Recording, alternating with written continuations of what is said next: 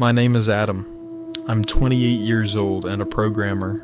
I'm not the type to believe in paranormal phenomena, ghosts, or conspiracy theories. But what I experienced one night still makes me shudder at the sound of a phone ringing after dark. It was just a regular weekend trip with a group of friends.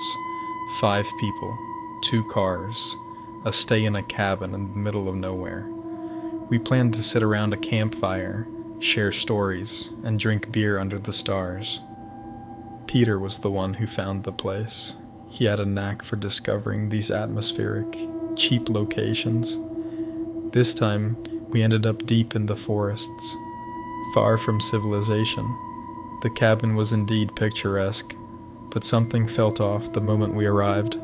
The door was open. Maybe they just finished cleaning and forgot to lock it, Peter suggested casually. Inside, everything seemed fine. The decor was old-fashioned, with a few rooms, a kitchen, and a large living room. But the air had a strange, musty smell, like no one had been there in years. The evening went on as planned. We laughed, ate sausages, and drank beer.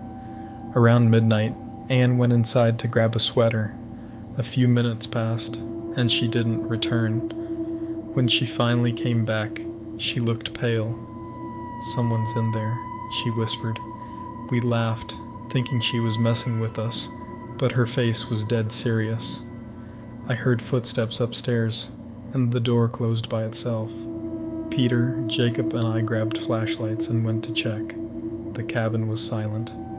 Upstairs, empty rooms, closed windows.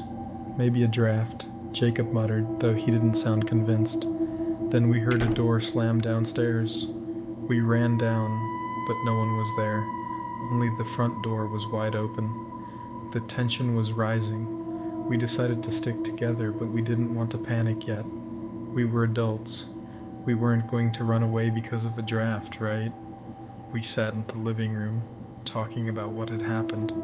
That's when we heard the knocking. Sharp, rhythmic taps on the window. My heart jumped into my throat. The window faced the dark forest. Someone was out there. Jacob stood up and approached it slowly.